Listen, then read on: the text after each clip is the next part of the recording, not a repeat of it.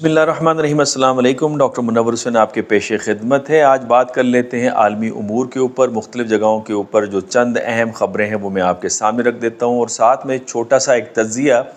لیکن میری ریکویسٹ یہ ہے کہ اگر آپ نے اس چینل کو سبسکرائب نہیں کیا تو سبسکرائب بھی کیجیے اور بیل آئیکن کو ضرور پریس کیجیے تاکہ نئی ویڈیوز آپ تک پہنچ سکیں۔ سب سے پہلی خبر یہ ہے کہ امریکہ نے تقریباً 40,000 غذائی پیکس غزہ کے اوپر انہوں نے اپنی ایئر فورس کے ذریعے سے پھینکے ہیں، اور اقوام متحدہ کے ایسٹیمیٹ کے مطابق 50,000 فلسطینی ایسے ہیں جو کہ بھوک اور افلاس کے حوالے سے قحط کے کنارے کے اوپر کھڑے ہوئے ہیں۔ اور جب یہ غذائی اجناس پھینکی جا رہی تھیں اور ایڈ کا جب کوئی کانوائے آتا ہے تو فلسطینی اس کے ارد گرد جمع ہو جاتے ہیں اور اسے گھیر لیتے ہیں۔ اسی طرح کے ایک ایڈ کانوائے کو جب انہوں نے گھیرا تو اسرائیلی فورس نے فائر کو کھول دیا، جس سے تقریباً 112 فلسطینی شہید ہو چکے ہیں۔ تو شرم کی بات ہے، انسانیت کے لیے یہ شرم کا مقام ہے، جہاں پہ یونائٹڈ نیشن ہو،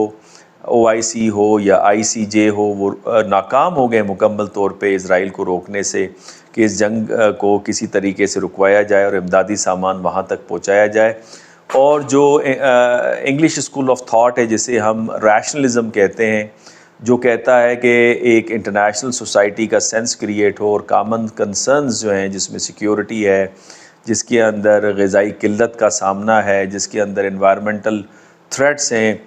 جس کے اندر پینڈیمکس ہیں، ان سب کو انسانیت کو مل کے کام کرنا چاہیے۔ تو وہ جس کی بنیاد کے اوپر ہم نے یونائٹڈ نیشن کو وجود دیا،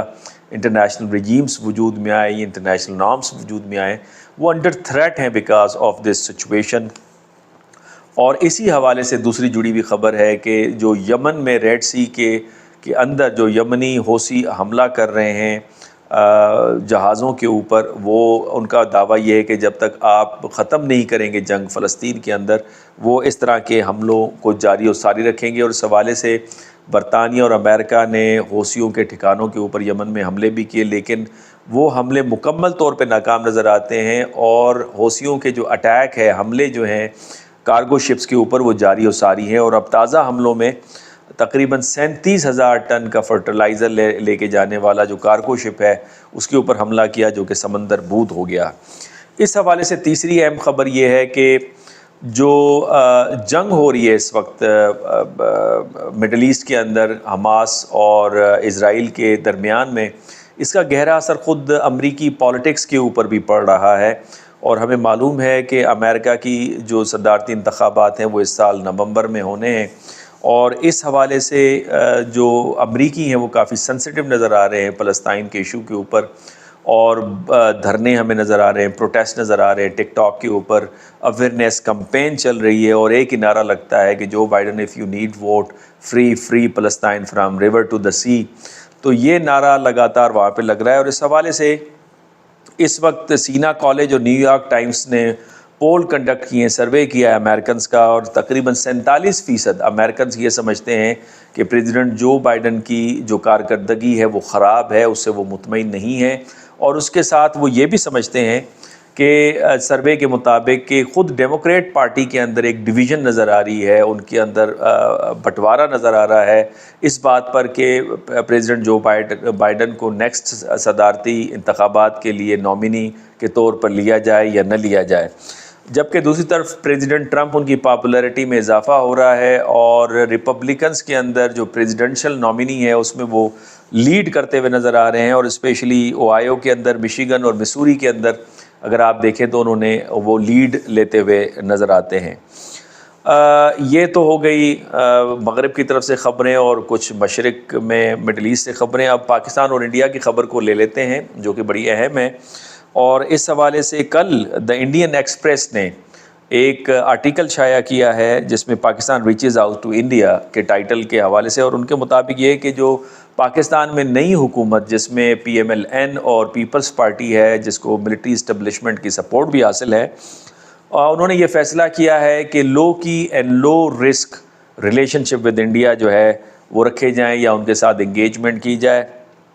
اور اس حوالے سے ہمیں یہ پتہ ہے کہ تقریباً 2019 اگست سے دونوں ممالک کے ہائی کمشنر ہائی کمیشنز کے اندر ایک دوسرے کے پاس موجود نہیں ہیں، چونکہ اگست 2019 میں 35A اور 370 آرٹیکلز کو مودی حکومت نے ایبروگیٹ کیا تھا، جو کہ اسپیشل اسٹیٹس دیتے ہیں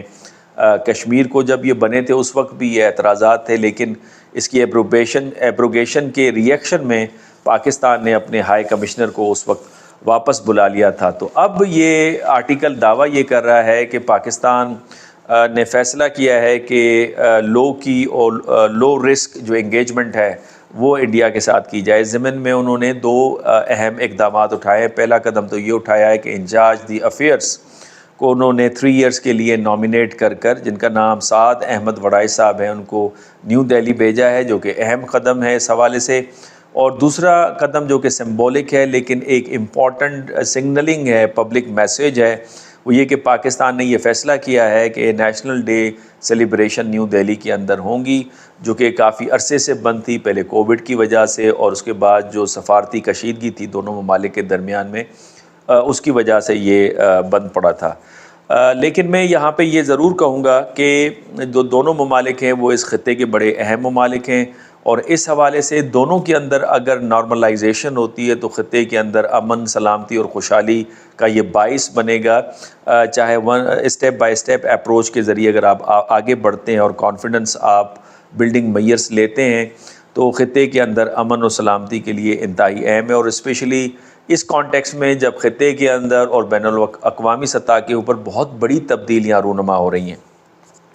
دوسرا میرا پوائنٹ یہ ہے کہ ریلیشن شپ کے اندر جس کا میں اکثر تذکرہ کرتا ہوں کہ کمپارٹمنٹلائزیشن ہوتی ہے، اگر ایک کمپارٹمنٹ میں آپ کے تعلقات کے اندر کشیدگی ہے تو دوسرے کمپارٹمنٹ کو ان سے متاثر نہیں ہونا چاہیے، اور اس کی بہترین مثال چائنا اور بھارت کے تعلقات ہیں، جس میں اکسائی چین کے اوپر کمپٹیشن بھی ہے، کنفرنٹیشن بھی ہے اور کانفلکٹ بھی ہے، لیکن ٹریڈ اس کے ساتھ ساتھ $125 بلین کی جاری و ساری ہے۔ تو میں سمجھتا ہوں کہ یہ ہمیں رکھنا ہوگا، اور اس کی دوسری اہم مثال تو خود امریکہ اور چائنا کے درمیان میں ہے، جبکہ امریکہ کے جتنے اسٹریٹجک تھنکرز ہیں وہ یہ سمجھتے ہیں کہ چائنا میجر کمپٹیٹر ہے امریکہ کا، اور فیوچر میں ساؤتھ چائنا میں امریکہ کو ایک کانفلکٹ دیکھنا ہوگا، اس کے اندر یہ پوٹینشل موجود ہے، لیکن اس کے باوجود بھی تقریباً $670 بلین کی ٹریڈ جاری و ساری ہے، اور کہا یہ جاتا ہے کہ تقریباً 7,500 فیملیز جو ہیں اس ٹریڈ کے ساتھ وابستہ ہیں، لہٰذا وہ اس ٹریڈ کو اس حوالے سے ختم بھی نہیں کر رہے۔ تو مطلب بات کا یہ کہ اس سے ہمیں سبق سیکھنا چاہیے۔ اور تیسرا اس میں اہم پوائنٹ یہ ہے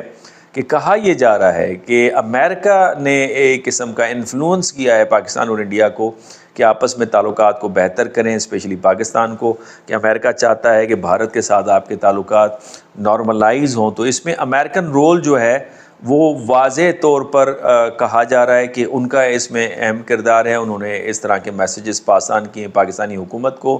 اور کہا یہ جا رہا تھا کہ مسلم لیگ نون اگر پاور میں آتی ہے، جو کہ آ چکی ہے اس وقت کولیجنل گورنمنٹ کی صورت میں، تو وہ انڈیا کے ساتھ انگیجمنٹ کا سلسلہ شروع کریں گے، اسپیشلی نواز شریف صاحب کے حوالے سے یہ باتیں کافی عرصے سے سن رہے ہیں۔ اگلی 5ویں جو خبر ہے وہ بھی بھارت کے حوالے سے ہے، اور بھارت کے اندر چونکہ جنرل الیکشنز قریب ہیں اور اس کا نوٹیفیکیشن 2024 کا جاری ہو چکا ہے، جو کہ اپریل مئی میں ہونے، لیکن اسی کے دوران بھارت شکتی وار گیم جو پوکھران راجستھان کے اندر ہونے جا رہی ہے، اس میں مودی صاحب پرائم منسٹر نے شرکت کرنی ہے، اور یہ 12 ماہ سے یہ وار گیم شروع ہوں گی، جس میں تینوں سروسز کے ٹاپ براس آفیسر شامل ہوں گے، اور اس میں کہا یہ جا رہا ہے کہ بھارت کے اندر بننے والے ویپن اور ویپن سسٹم جو ہے ان کو استعمال کیا جائے گا، یہ ان کا ٹیسٹ ہے۔ اور مودی صاحب جو نعرہ ہے اطمینار بہار بھارت، یعنی بھارت کے اندر جو انڈیجینس انڈین جو ٹیکنالوجی اور انڈین میڈ جو کمپین ہے اس کا یہ سلسلہ مانا جا رہا ہے، اس کے شوکیس کے طور پہ لیا جا رہا ہے۔ مودی صاحب یہ سمجھتے ہیں کہ بھارت کی جو ملٹری ہے وہ ٹیکنالوجیکل ریولوشن اختیار کرے جو کہ انڈیا سینٹرک ہو اور انڈین جغرافی کے حوالے سے ہو۔ تو یہ ڈیولپمنٹ بھی جاری ہے، اس کو پاکستان کس طرح سے لیتا ہے یہ دیکھنا ہوگا۔ اور اس کے ساتھ ساتھ ایک اور خبر بھی بھارت سے ہے، اور وہ یہ کہ کانگریس کے جو لیڈر ہیں راہل گاندھی صاحب، انہوں نے الزام عائد کیا ہے پرائم منسٹر نریندر مودی میں کے اوپر کہ ان کی جو پالیسیز ہیں بزنس کے حوالے سے، انہوں نے اسمال بزنسز کو ختم کر دیا ہے، اور اس کے نتیجے میں بھارت کے اندر جو بے روزگاری ہے وہ بنگلہ دیش اور پاکستان سے زیادہ بڑھ گئی ہے۔ اور ان کا ماننا یہ ہے کہ یہ ان کی پالیسیز کا کرشمہ ہے، جس میں انہوں نے ڈی مونیٹائزیشن اور گڈس اور سروسز کے اوپر جو ٹیکسز عائد کیے ہیں اس سے اسمال بزنسز تقریباً بند ہو کے رہ گئے۔ بہرحال یہ خبریں آپ کے سامنے تھیں، آپ کے کمنٹس کا انتظار رہے گا۔ اجازت دیجیے، اللہ حافظ۔